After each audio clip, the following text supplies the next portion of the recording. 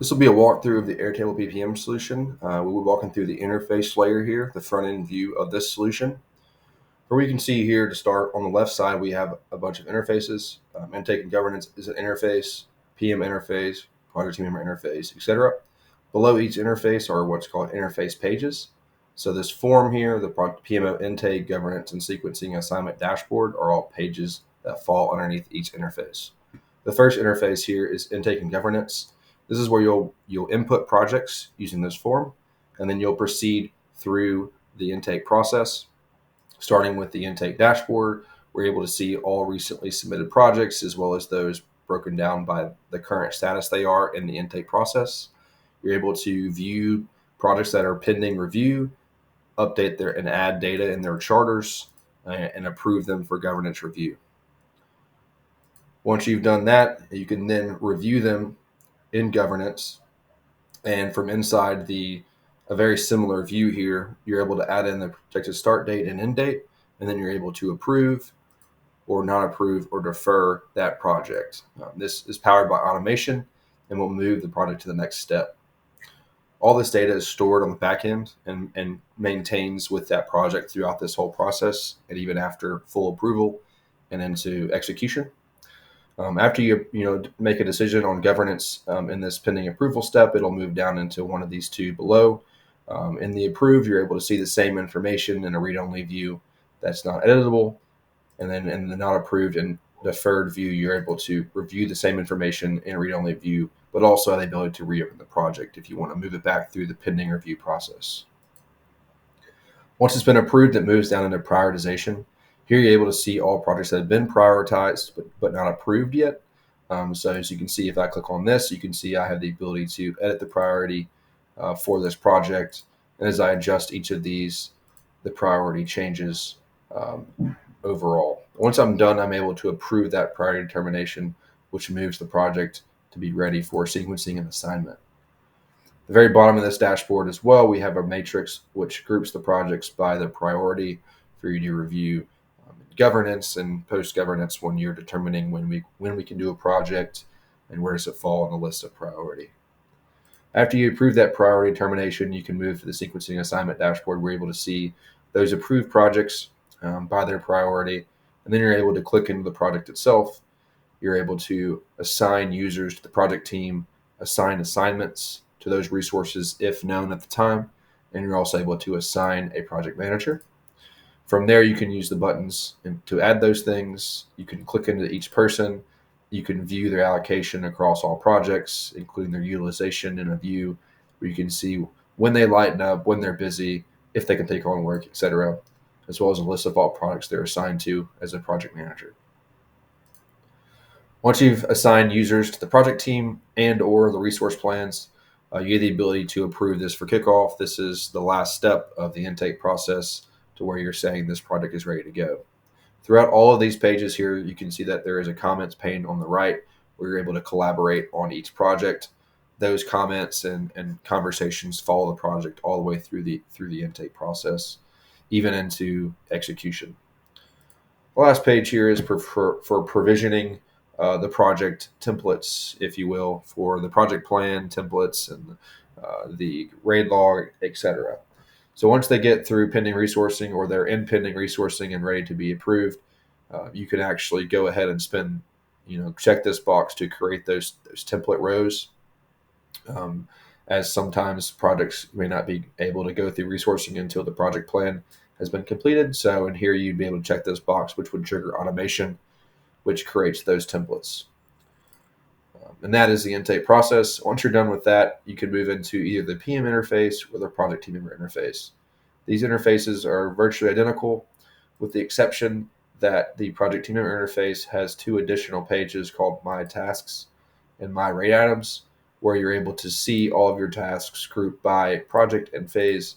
You're able to edit those tasks, start date, end date, status, add subtasks and predecessors, and collaborate on the tasks. And these views are filtered for the current user. The My Projects page under the Project Team Member interface and the My Projects page under the PM interface are virtually identical. They're visually identical. The only difference is that when you click into a project down below, The view here is editable in the PM interface. As the PM, you need to be able to edit stuff such as a status and description, add users to the project team, adjust resourcing plans, and edit the full project plan, compared to project team members who only have the ability to edit their tasks. So they can't adjust the status, they can't change the description, they can't do anything with the project team or resourcing plans, but they can edit their tasks. In this view here, you can also see that I can see charts at the top that I can expand out and see information about rate items. I can scroll all the way to the bottom past the project plan and see those rate items for that project, where I can actually add new rate items using the Add Record button. I can see all documents for my project as well as add documents. The project plan is also managed here, where I can add tasks, I can change status, change dates, and add predecessors in order to build out my project plan and adjust it over time. The next interface we'll look at here is the portfolio interface. This is a dashboard to start with that shows charts about all projects in your organization or in your team or in your PMO. Here you're able to see projects by status, projects by program, a pie chart of projects by status, as well as some metrics on total active projects, the average duration of those projects, and the count of projects ending in the next 30 days. Scrolling down, you can see a project list very similar to what you could see in the PM interface and project team member interface. And from here, you're able to click into that same view that I showed earlier, with the exception that this view is now completely read-only. So if you click into this view from the portfolio interface, you're unable to edit any of this information. You're just referencing it and able to see and check in on where the project is. The portfolio projects list is a very similar view as this view right here, except it's all it is that there's no charts and dashboards here. But this is a very simple view for you to pop into and see key information about the projects, as well as click into them and see that same view that you could before. Portfolio active projects gives you another view at the active projects, but it gives you additional information into the phases. So across the top, you can see the phases for this project. If I click into any of these, I can see the tasks that make up that phase. The closed archive page is for those projects that have been completed or canceled. And in here, I have the ability to archive them, as you can see, which moves the data out of the base into a place to save you, to lock it into stone, and so you can't edit it or no one can edit it any further. The next two interfaces here, resource management interface and manager view, resource utilization, are all about resource management. In this first page here, as well as many of these, you're going to see a very similar view where you're able to see utilization across people. You can filter across the top by any of these values.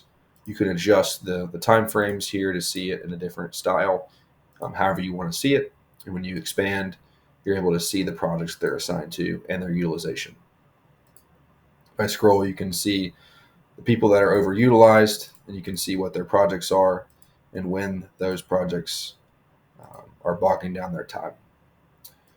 Very similar to the first view, high utilization is just filtered for those users that have a high utilization at any point. So it's just a filtered version for you to get a quick view into those users who are overallocated. By role, very similar, except it's grouped by role and then by person and placeholder. So you can see, where the overallocations are and which users within each role have the ability for you to assign to projects. Allocation by project is grouped by project and then by role, where I can see all users who are assigned to the projects and then average utilization across those users. Roll-ups is a view that can show you from a role perspective how many resources are tagged to that role, the overall start and end dates of assignments for all users within those roles, the total hours assigned to those roles, and the average allocation across those assignments. The project list is a very similar view to what you've seen before as well, except here we've got some key information about resourcing, such as the number of resources assigned to the projects and the total hours assigned across those resources. You can use this view to also click into that same view that we've seen before. We can see and catch up on information about the project. User directory is a view that most likely a PMO admin would have access to, or an HR person. We're able to see all users, make adjustments to their available hours per day, their bill rate, and certain information about where they are, as well as see the projects they're assigned to and the resource plans they have assigned. The out of office calendar is where you're able to add out of office using a form. And this out of office then flows into each person's utilization for them to be able to see when they're looking at their utilization. So if I look at myself, I have an out of office.